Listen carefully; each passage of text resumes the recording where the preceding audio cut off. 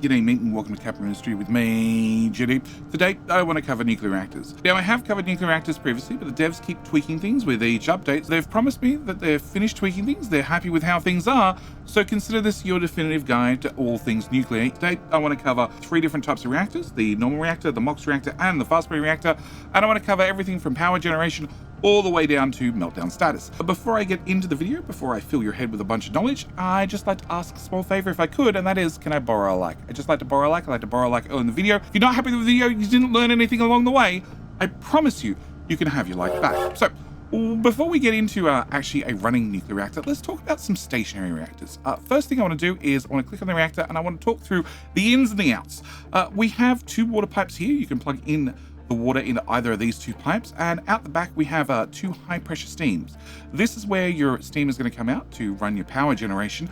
We also have a separate port. This separate port is for the emergency cooling. Should you decide you wish to hook up emergency cooling, I highly recommend it, and that kicks in if you sort of overheat your reactor. If you sort of head into a meltdown status, the emergency cooling can keep the reactor a little bit safer during meltdown. On top of that, we have an input for fuel rods and an output for spent fuel. Our second stage of reactor, being the nuclear reactor Mark II, or also known as the MOX reactor, has the exact same water input and steam output. Also can take in either MOX rods or uranium rods, and it's going to output either spent fuel or spent MOX.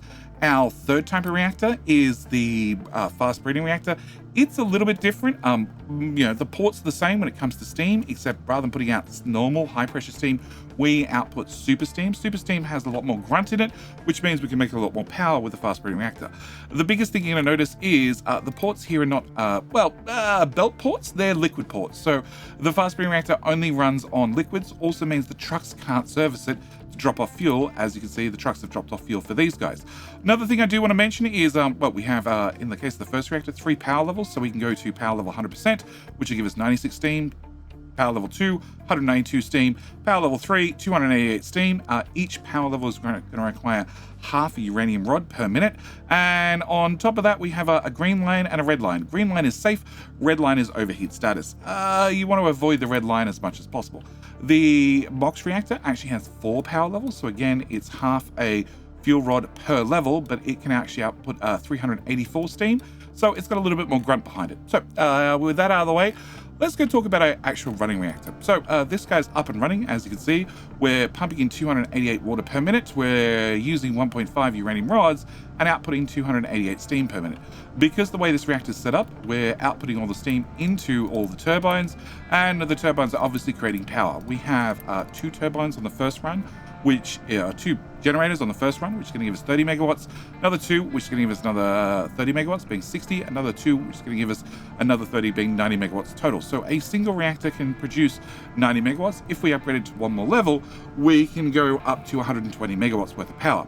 Obviously, you can belt in your uranium rods. At the moment, I just have the trucks delivering things, and we can also belt in our MOX. Our spent fuel would come out this port, and we would, in theory, just take it into our storage like so. Okay, other things I need to mention is, as you can see, I've plugged in both the normal water and also the cooling water in case anything bad happens. And obviously you need to provide an awful lot of water to this per minute. How you get that water is entirely up to you. You can obviously either use a bunch of cooling towers, which will take the depleted steam that comes out of the power generation and lose a little bit of water, which means you need to make up that water somehow, or you can run it through a bunch of desalinators, which actually output a positive amount of water. This little section I have here is actually a blueprint that I've made a long time ago, which is water neutral. So it produces as much water as required to keep the reactor full. Well, keep the tank full. It's actually slightly positive, so it will actually fill up the tank for you. So I normally boot up my reactors with like 2,000 water in the tank and then just let it go. As you can see, the spent fuel is making its way into spent fuel storage. As for the reactor itself, if you are using 2 uranium rods per minute, it would take you with a storage like this, which holds 2,400 units. If we were using 2 uranium rods per month, therefore making 2 spent fuel per month, it would take you 1,200 months. Yep. And if we divide that by 12 to get years, it'll take you 100 years. 100 years to fill up a single nuclear waste storage.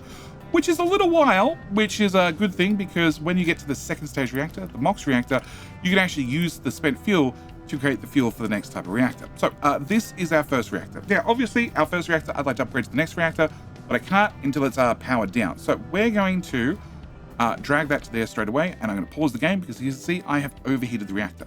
Because I've dragged the power from, well, running flat out to 0, I created a Chernobyl effect, which means we have a small problem with critical heat. Because I have a problem with critical heat, what's going to actually happen is the water is going to head in via this pipe and come out this pipe as depleted steam. Because it's coming out as depleted steam, the reactor's not overheating, it's not melting down, which is definitely good for me and the population of the island, because radioactive meltdowns are a little bit of a problem. Once the reactor is fully cooled down, we can upgrade it to the next level, and we can then start talking about MOX fuel. Okay, so we're going to click the upgrade button, and in the meantime, I'm going to talk about how we get nuclear rods. So, nuclear rods, I have a plain, simple blueprint here. Is that going to give me enough room? Maybe. Can I get that built? Okay, so to make nuclear rods, what we need to do is we need to make about 2 nuclear rods per minute. That's sort of the going rate to keep a reactor running. And can I click that button? Thank you. And to do that, I need to have this recipe running. So I need to have 2 enriched uranium 4% plus 1 piece of steel, which will give me 2 uranium rods per minute. To get that, we actually need to have uranium ore. So I need to have some uranium ore brought in here, and hopefully some trucks will come along and do that in a minute. We need to take the uranium ore and crush the uranium ore to get uranium ore powder. The uranium ore powder needs to head into a settling tank to be mixed with a little bit of acid. That'll give us some yellow cake, also some toxic slurry. Toxic slurry we're going to stop and talk about for just a minute because it's very, very bad. You have 2 options when it comes to toxic slurry. You can either clean it in a wastewater treatment, or you can dump it at the sea. If you remember, a long time ago when you were playing Captain Ministry, if you had sour water and you were dumping sour water in the sea, it had a water pollution effect of 120.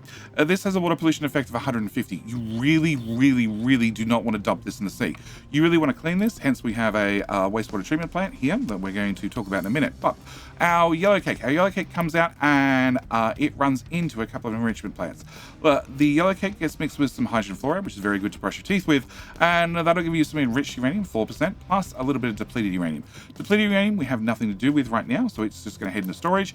As for the enriched uranium, only half a unit's worth, that heads into a box before it heads into storage, before it heads off to the uranium rod storage. As for the byproducts and the other products we need to have, so hydrogen fluoride comes from a little bit of rock mixed with a little bit of acid to give us a little bit of hydrogen fluoride plus a little bit of slag. We also have to have the toxic slurry. Toxic slurry comes into the wastewater treatment plant along with a little bit of filter medium and a little bit of brine. It's going to output some clean water and some slag as well. All that gets stored in a slag box, which obviously gets dumped in the sea.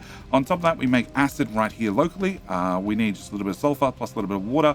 We actually output water from this process, and we actually output a positive amount of water. So we store what water we can and then turn that into acid, and the excess the trucks need to deal with. So this is my little blueprint to make 2 uranium rods per minute. And with 2 uranium rods per minute, then I have everything I need except uranium ore to get this process started and make myself a whole bunch of uranium rods. Now, uranium rods can go into the reactor, but also at the same time, when we get to a next stage reactor, nuclear reactor Mark II, we'd actually use spent MOX. Well, we can actually use MOX rods, which will give us spent MOX. So I want to talk about that before I go any further. Can I actually unpause those? And I want to upgrade this blueprint. So to upgrade this blueprint, I have a new blueprint that attaches to the side of it, and this gives me the ability to start making MOX rods. So can I put you right there, and can I get you built, please? Okay. To make MOX rods, we need to have a few more items. So first thing we need to do is we need to have spent fuel. Spent fuel actually comes into a nuclear waste storage and that gets processed in the nuclear reprocessing plant.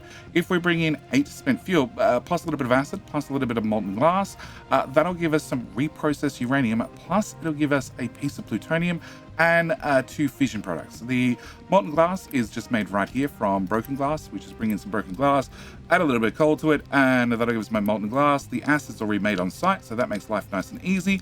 The reprocessed uranium, 1%, we can actually turn that into more enriched uranium, 4%, plus a little bit more depleted uranium. It's always good to have some depleted uranium lying around. Don't worry, it's not radioactive. You can dump it in the sea if you really feel like it. On top of that, like I said, we get the plutonium and we get the fission product. The fission product is what I want to talk about first. It goes in storage. The biggest advantage with the fission product, even though it is incredibly radioactive with a score of 6 compared to spent fuel, which has a radioactive score of 2, and plutonium, which has a radioactive score of 3, it goes in storage, and after 100 years it breaks down. After it breaks down, it becomes retired waste. Retired waste you can actually run through a shredder and turn into recyclables, so you can get that little bit of steel back out that you put into the process originally. As for the plutonium pops out here, goes into a plutonium waste storage, and then eventually the plutonium can head over here, mixed with a little bit of depleted uranium, and gets you some of your MOX rods. So it gives you a way to start burning through your depleted uranium and start making a new fuel type. The new fuel type, of course, being MOX rods, can head over here into your reactor. So now it's a level 2 reactor. We can turn this back on, and we can see we're going to burn half a fuel rod of either type, or 1 fuel rod, or 1.5 fuel rods, or even 2 fuel rods. So with this up and running, we're going to notice that we have spent fuel. On top of that, we're actually going to prioritize spending spent MOX fuel first, which leads you to your problem when you first start having multi-use reactors, is I'm going to have spent MOX come out, which cannot go into normal radioactive storage because that only stores one type. It needs to go into a second type of storage. So what I need to do very quickly is remove that little bit of belt, grab a flat sorter. Can I have a sorter right there? Can that sorter please sort out spent fuel, please? And then can we take the other type of fuel and dump it there? So any spent fuel will head into there. Any spent MOX will head straight through and head into here, and that solves that problem. As for our inputs, we can literally just do this and just have the fuel imported into the reactor in any way, shape, or form. It really doesn't matter. As long as it has fuel, it'll be happy, it'll run. Okay, the biggest advantage you have with the Mark II reactor is not only does it can it produce even more power, i.e. even more steam, it also has this button, the automatic regulation button. So if I turn this button on, what will actually happen is, if I don't need extra steam being produced, then the reactor will actually slow down. So if I come in here and I turn on, well, you already have auto balance turned on, and you're not running because that pipe's still broken. Can I fix that pipe, please? It's fixing the blueprint. That's what matters, right? Okay. What I can do is, if I have these guys enabled for auto balance, and I enable 3 sets for auto balance, what can happen is, once we have enough steam, once we have enough centrifugal force in the system, the turbines will shut down. Therefore, they're not consuming steam anymore, and therefore we can save some fuel. Because we're going to save some fuel, the reactor is going to automatically slow down to a lower speed. It does mean, because it's on auto regulate, it speeds up and slows down when it decides to, and it means it can occasionally bounce off this red overheat line. Hence why I happen to have the cooling plugged in. So if it bounces off that line, we're going to automatically add a little bit of cooling into it to make sure that we don't melt down the reactor. Melting down reactors is generally bad, but at the end of the day, the reactor can only slow down to speed number 1. So it does mean that I always have to have one section of the reactor running at full speed. So as you can see, these turbines are running at full speed to create power, whereas the rest of them are all turned off because they're not required. Now, if you happen to do something silly, like, accidentally break something, like, not let any steam out get processed at all and any steam used, then you're going to hit this red line. You're going to stay on that red line for quite some time until eventually the reactor goes into a meltdown status. Because I have the cooling hooked in, well, we're pretty safe. It'll actually just use a little bit of the cooling to create a little bit of depleted steam and not go into a meltdown state. But if I happen to not have that connected, come on, I want to go in a meltdown.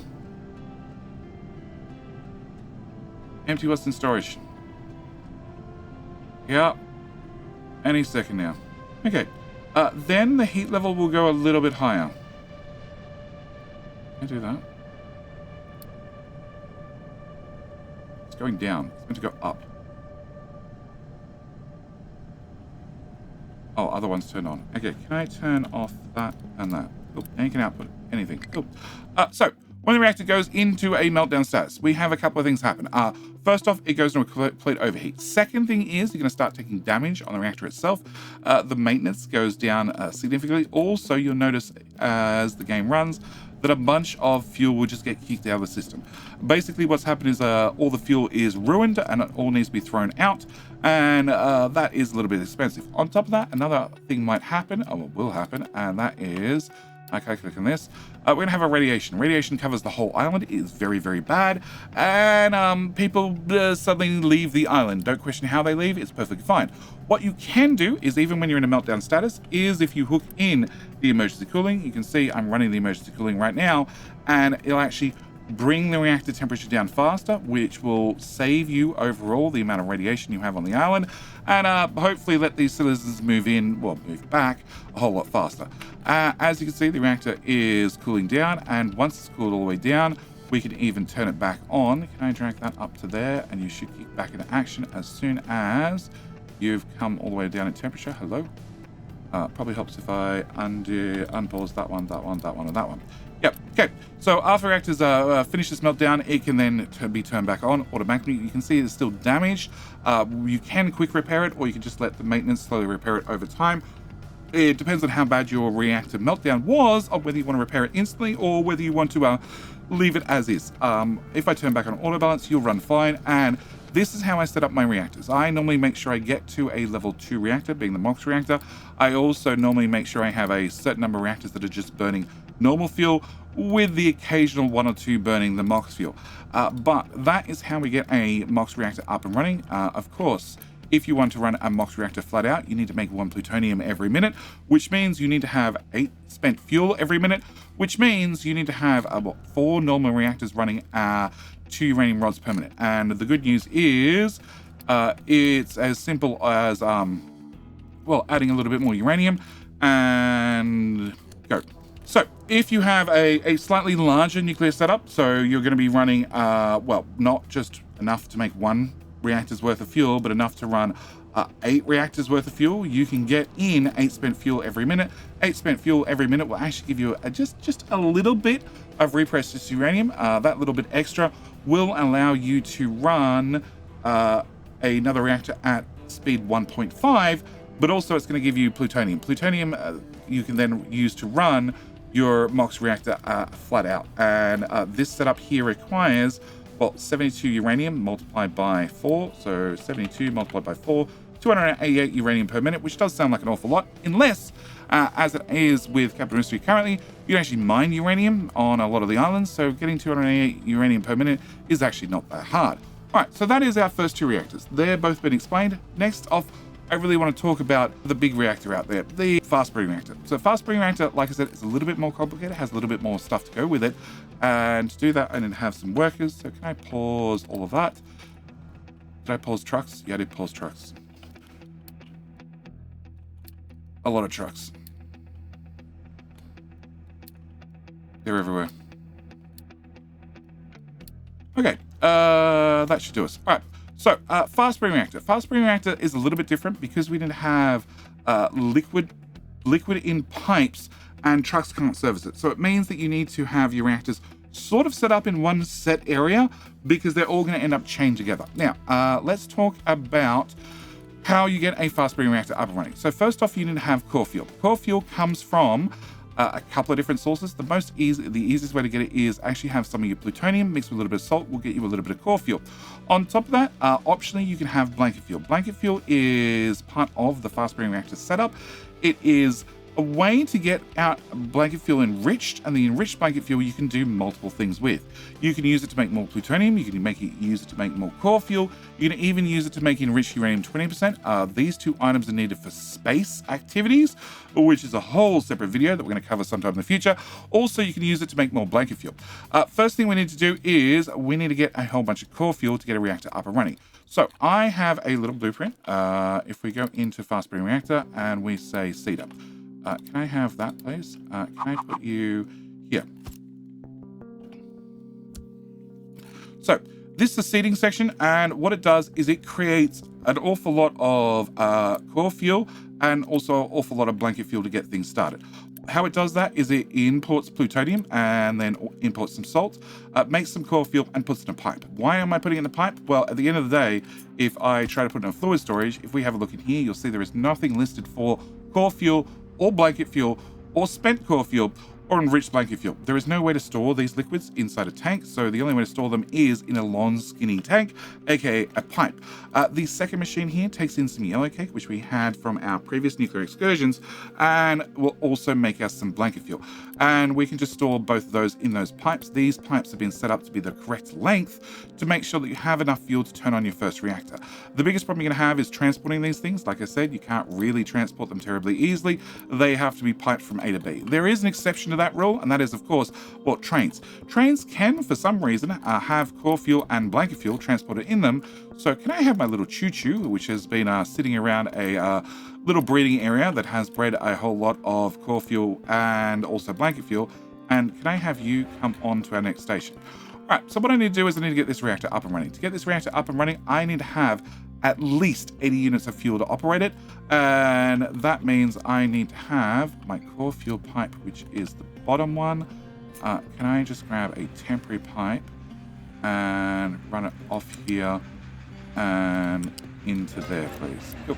So that'll let me pump core fuel out of here and into that system. On top of that, I also need to get some blanket fuel. Blanket fuel is this one here. Can I bring this to here? And can I get that one going? You actually might have blanket fuel in you. You have blanket fuel in you, but have some more. Okay. So with the pipes up and running, that means we can flow core fuel into the system. Once we get core fuel over here, we can actually turn on the reactor. Now, to run a breeding reactor, we need to do a few things. First off, like I said, we need to make the fuel. The fuel is going to be you processing the plutonium. Also, at the same time, if I copy one of them, yep, you can also process old spent fuel directly into blanket fuel, also old spent MOX into blanket fuel as well. So you have a way to dispose of all the previous types of fuel to make sure that you would no longer need those types of reactors up and running, and then you can move on to the fast breeding reactor. The fast breeding reactor, as then, is slightly different because it outputs super steam. If we turn this on to power level 1, we can see that we're making 96 super steam. 96 super steam means I can run it into a couple of super pressure turbines. Super pressure turbines actually output more megawatts worth of power. So rather than the reactor putting out 30 megawatts per line, this outputs 60 megawatts plus 60 megawatts plus 60 plus 60, so a total of 240 megawatts per reactor. But with the reactor up and running, you should be spinning. You are, and that means these guys should be kicking in. Okay, so reactor. Let's talk about power level 4 because it just makes the maths a whole lot easier. Do you have auto balance turned on? You do. Can I turn that off? But we just want to run this flat out. All right. So we're going to take in 16 core fuel per minute, and we're going to output 16 spent fuel per minute. And if we come over to this machine here, the nuclear reprocessing plant, nuclear reprocessing plant is going to bring in core fuel spent, plus a little bit of acid, plus a little bit of molten glass, plus a little bit of steel. We've been through this before, and output 12 core fuel per minute. So of the 16 we're burning, we're going to get back 12 of it, nice and simple. We are going to make out some fission products. The fission products, don't forget, they go into storage, and then after 100 years, they get broken down into recyclables, so that's not really an issue. On top of that, we also are going to be short 4 core fuel per minute. Now, if we have a fast breeding reactor with the enrichment stage of 1 turned on, we're going to take in 16 blanket fuel. 16 blanket fuel per minute. We're going to output 16 enriched blanket fuel per minute. That enriched blanket fuel we can bring down to a couple of enrichment plants. We can take the 8 and 8, being a total of 16 enriched blanket fuel, get back 6 and 6 blanket fuel, being 12 blanket fuel, plus the 4 missing core fuel we're missing from the first process. So that'll replace our core fuel every single minute, and that does leave us 4 blanket fuel short. 4 blanket fuel short can come from a little bit of yellow cake, 12 yellow cake, and that'll give us and a little bit of salt, which will give us our 4 blanket fuel. If we go back to the original reactors, we can see that the 12 yellow cake comes from 72 uranium. So it's this is required to run 1 basic reactor. It's also required to run 1 fast breeding reactor, except the fast breeding reactor is going to output twice the amount of power. Also has a couple of other advantages up its sleeves. But this is your very, very simple fast breeding reactor setup. Now, it has a couple of other options. You also have the option to not run enrichment. If you don't run enrichment, it doesn't take in blanket fuel. It doesn't output enriched blanket fuel. Also, you'll notice the fuel usage has been cut in half. So we're only going to use half as much core fuel per minute. It does mean you have to replace that core fuel somehow. But if you still are running an old MOX reactor, you still have the advantage of being able to process plutonium into core fuel, and therefore you could not worry about blanket fuel at all, and you just replace it with a little bit of plutonium every minute, and that is an option. Your other option is you can change this over to enrichment number 3. Now, when you change it to enrichment number 3, some stats change. So as you can see, we're going back to 16 core fuel in, 16 spent fuel out, but our blanket fuel has gone through the roof. So now we're going to be importing 48 blanket fuel and outputting 48 enriched blanket fuel. The extra enriched blanket fuel we can use to make more plutonium, also more enriched uranium 20%, or possibly more core fuel, and you can even use it to make even more blanket fuel. This is designed so you can run multiple reactors together, or you can get access to those space parts you're going to need for later in the game.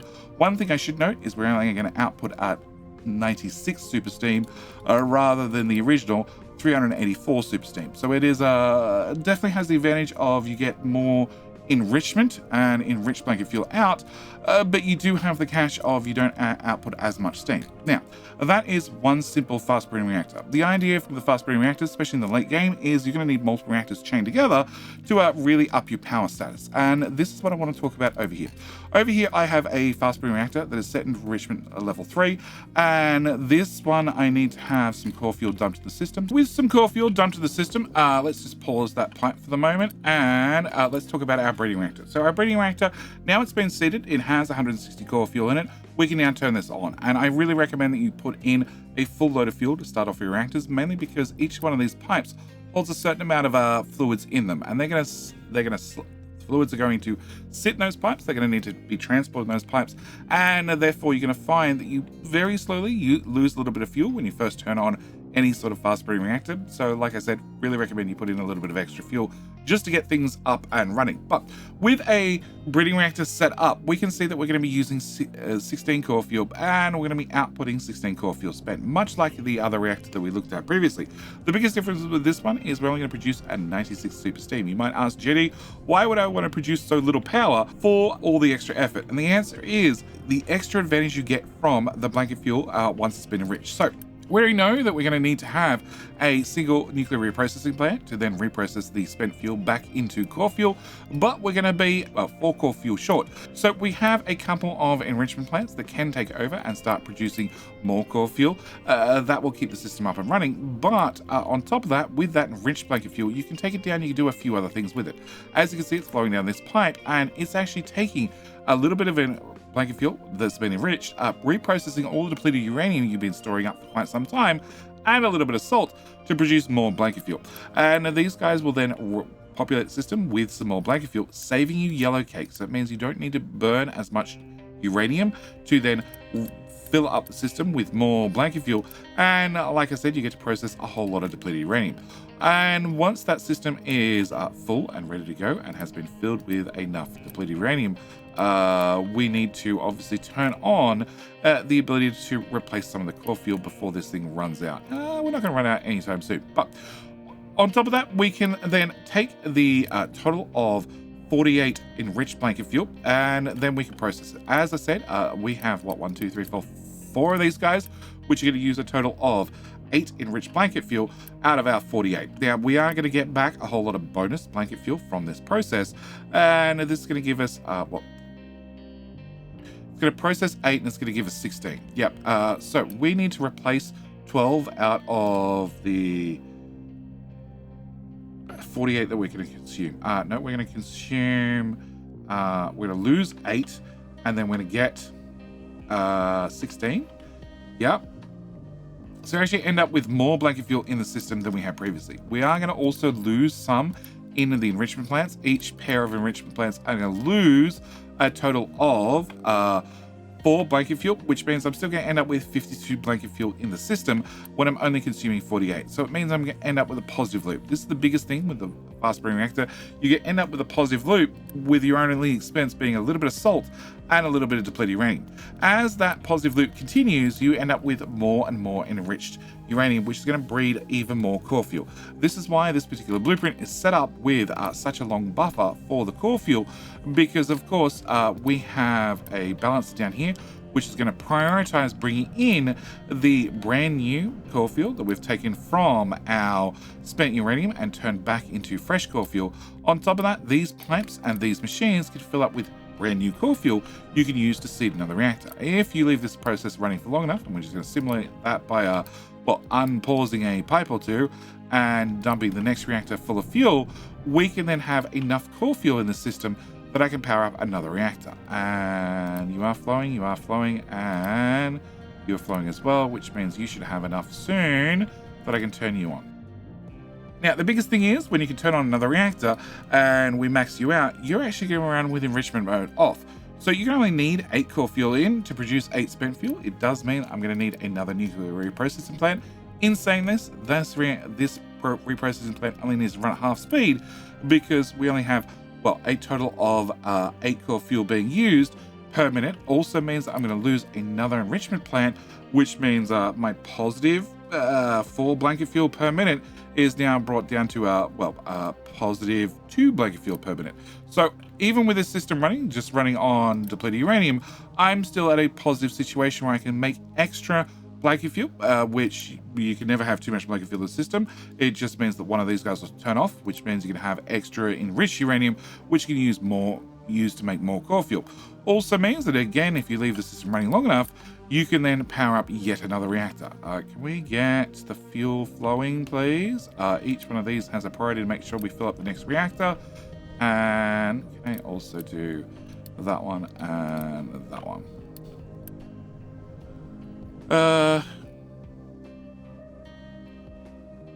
Cool. Now you have enough core fuel in you, I can run you at full speed as well. And that now means that I have, 2 reactors running flat out.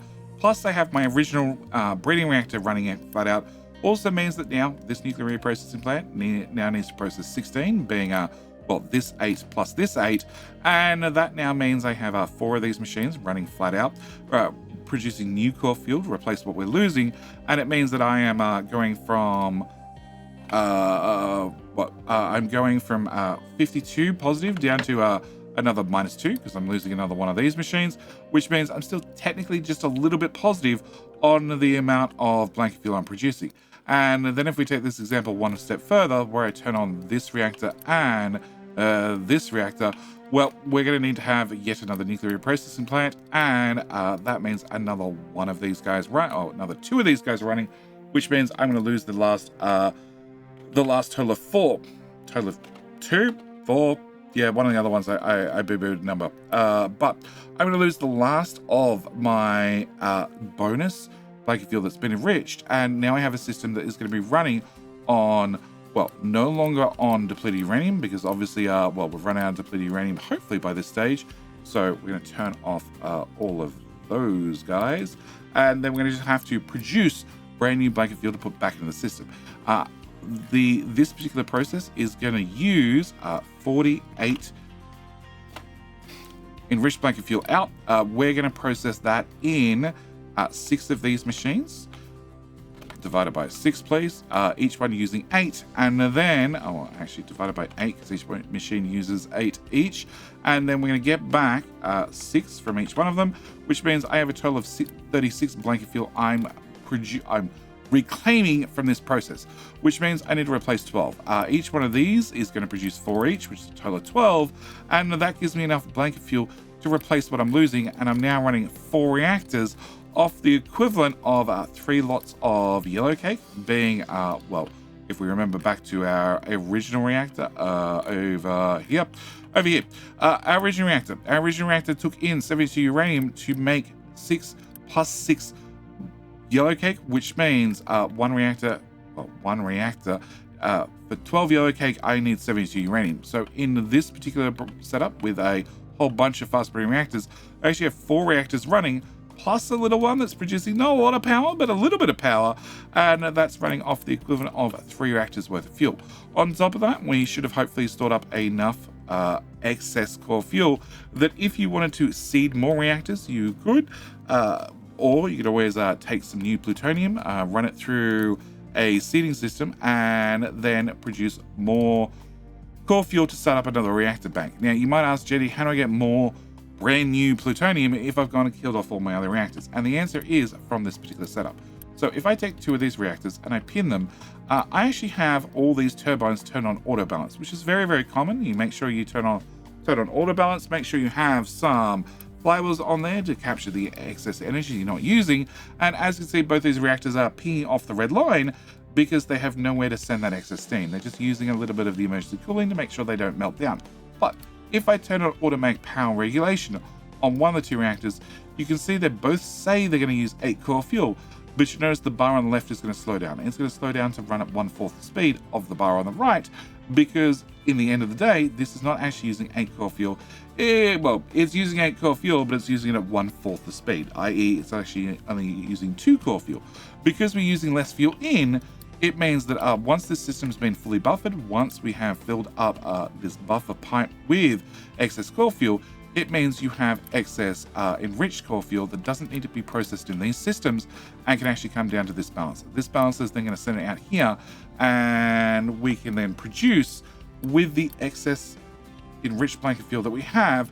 We can then process new plutonium and also new enriched uranium 20%, which, as I mentioned before, the enriched uranium 20% goes into compact reactors. Compact reactors go into the asteroid booster parts, and the plutonium itself can either go into new core fuel to seed new reactors, or straight into the space probe parts, which are going to be required for the super late game when you start playing with asteroids. So this is the most efficient way to run a whole bunch of fast burning reactors.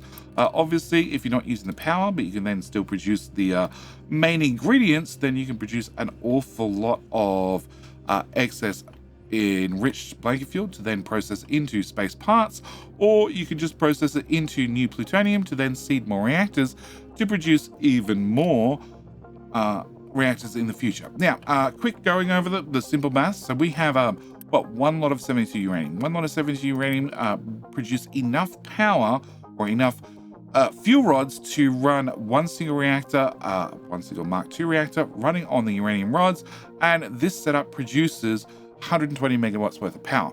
So 72 uranium equals 120 megawatts. If we come over to our next example, if we get 4 of these guys running, we get to produce 4 lots of 120 megawatts, being a total of 480, plus all that excess spent fuel that we have coming out of the system, we can turn into plutonium.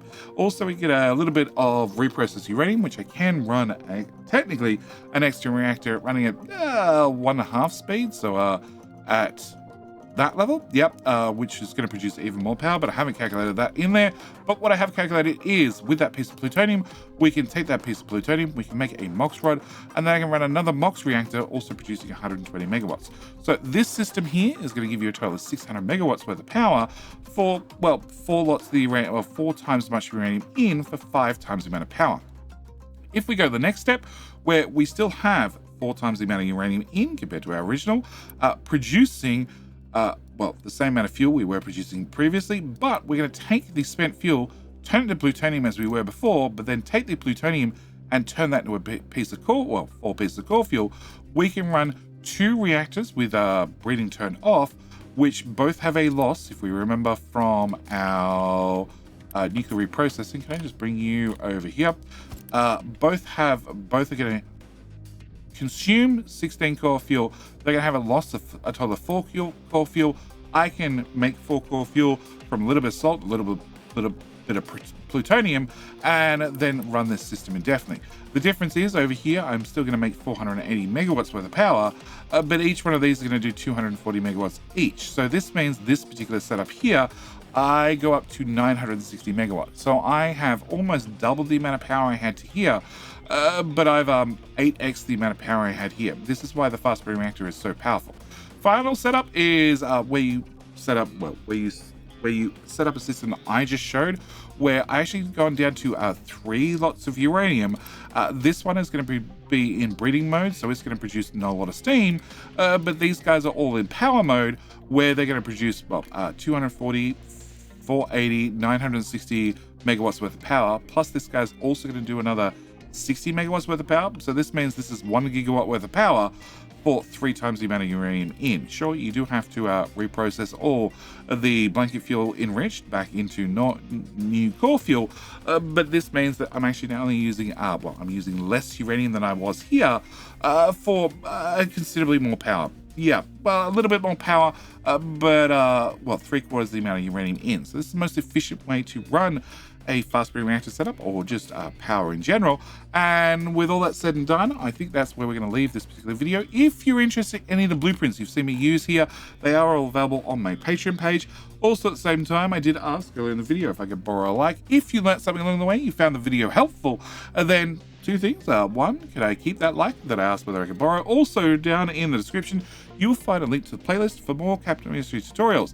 But with all that said and done, I'm going to leave this video here. As always, thank you guys so much for watching. Do hope you've enjoyed, and I'll see you in the very next video. All right, bye.